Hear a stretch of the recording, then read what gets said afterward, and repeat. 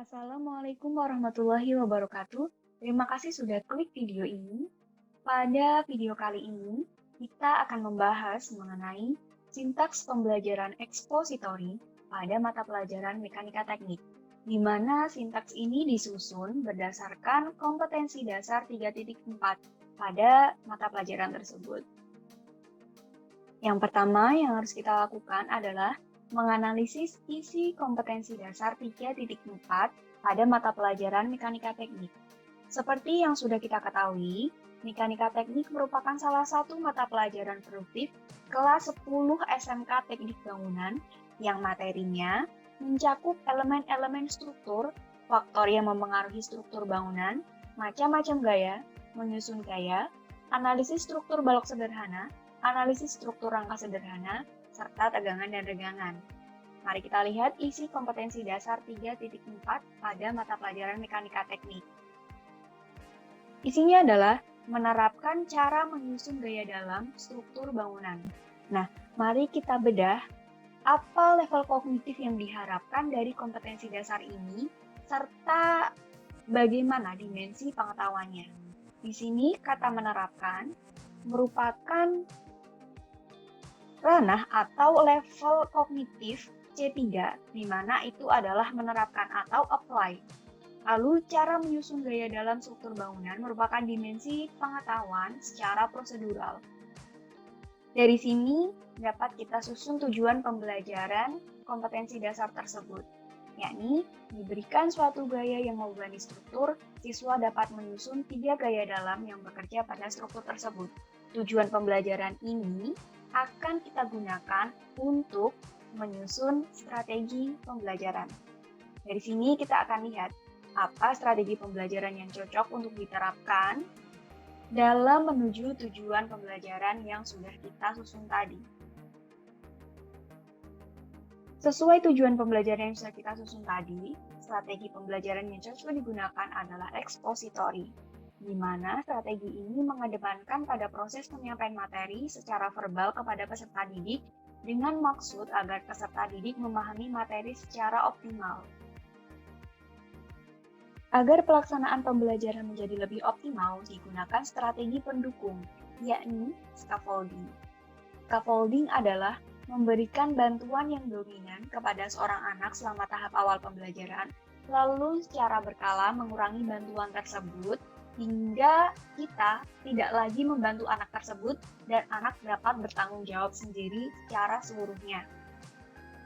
Nah, metode ini dapat diterapkan pada mata pelajaran mekanika teknik, di mana setelah guru memberikan penjelasan, lalu membahas contoh soal, dan kemudian memberikan latihan soal yang sedikit ditingkatkan dari contoh soal tadi, guru dapat mengetahui atau dapat mengukur kemampuan siswanya, di mana ada siswa yang sudah paham mengenai materi yang disampaikan, dan juga siswa yang belum paham mengenai materi yang disampaikan. Dari sini, guru dapat membagi menjadi 2 kelompok, yakni siswa yang sudah paham dan siswa yang belum paham, di mana siswa yang sudah paham ini diberi kesempatan untuk dapat melanjutkan materi, dan siswa yang belum paham diberi kesempatan untuk kembali dibantu, untuk kembali dibimbing mengenai materi yang belum dipahami, sehingga pengetahuan semua siswa dapat menyeluruh. Hal ini sesuai dengan tujuan pembelajaran kita, di mana semua siswa atau seluruh siswa dapat memahami materi secara optimal. Berdasarkan penelitian yang dilakukan Ahmad Saifi dan kawan-kawan pada tahun 2017, di mana sampelnya ini adalah anak kelas 10 IPA di SMA Negeri 4 Mataram yang dibagi menjadi 2 kelompok, di mana metode penelitian yang dilakukan adalah pretest dan posttest. Jadi, siswa yang dibagi menjadi 2 kelompok ini diberikan pretest, lalu kemudian pada pembelajarannya dilakukan atau diterapkan metode scaffolding selama kurang lebih 1 bulan. Lalu, siswa yang menjadi sampel ini diberikan post-test kembali untuk diukur bagaimana ketercapaiannya dan bagaimana efektivitas metode scaffolding tersebut. Dari sini dapat kita lihat bahwa ketika sampel dilakukan pretest atau sebelum diterapkan scaffolding, nilainya Yang didapat adalah 48,7 dan 48,11. Lalu setelah metode scaffolding diterapkan, kembali dilakukan post-test dan didapatkan hasil yang meningkat dari 48,7 menjadi 75,12 dan dari 48,11 menjadi 75,53. Hal ini menunjukkan bahwa metode scaffolding baik atau bagus untuk diterapkan karena terbukti dapat meningkatkan nilai siswa atau pemahaman siswa. Selain strategi yang sudah disebutkan tadi, seorang guru harus dapat menciptakan iklim suasana belajar yang nyaman bagi para peserta didik. Nah, dalam hal ini, guru dapat menyampaikan materi dengan interactive language learning atau bahasa pembelajaran yang interaktif, di mana hal ini dapat menciptakan suasana kelas yang nyaman untuk meningkatkan motivasi, kepercayaan diri, serta kemampuan berkomunikasi siswa. Nah, kemampuan berkomunikasi siswa ini adalah salah satu keluaran yang diharapkan pada abad 21 ini. Jadi, hal ini dapat sebagai implementasi salah satu pembelajaran abad 21. Selanjutnya adalah sintaks pembelajaran ekspositori, di mana ada 5 tahapan, yakni preparation, presentation, correlation, generalization, dan application. Tahap pertama, preparation atau persiapan. Guru menjelaskan tujuan dari materi yang akan dipelajari, lalu memberi motivasi dan sugesti positif kepada siswa agar lebih semangat belajar. Presentasi atau penyajian, di sini guru dapat menyampaikan materi, gaya dalam, dan cara menyusunnya dengan bahasa yang interaktif, serta memberikan beberapa jokes terkait gaya dalam agar suasana kelas tetap hidup. Tadi menciptakan suasana kelas atau menciptakan iklim kelas yang nyaman bagi para peserta didik. Selanjutnya ada tahap correlation atau menghubungkan.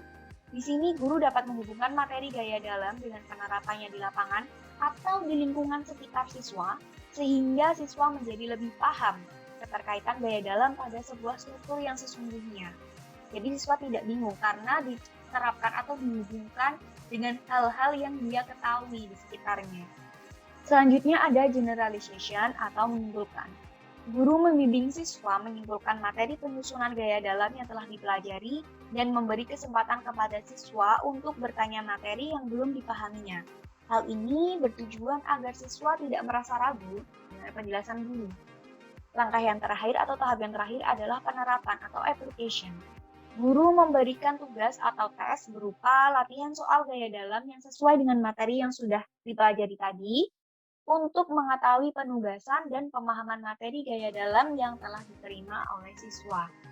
Kesimpulan yang dapat kita ambil adalah dalam pelaksanaan pembelajaran mekanika teknik dengan kompetensi dasar atau KD 3.4, strategi pembelajaran yang cocok dilakukan adalah pembelajaran ekspositori dengan bantuan metode scaffolding yang penyampaian materinya disampaikan dengan bahasa pembelajaran yang interaktif. Sintaks pembelajaran ekspositori ini ada 5 langkah, yakni preparation, presentation, correlation, generalization, dan application. Terima kasih sudah menonton video ini. Kritik dan saran yang membangun sangat-sangat saya tunggu. Sampai jumpa di video selanjutnya.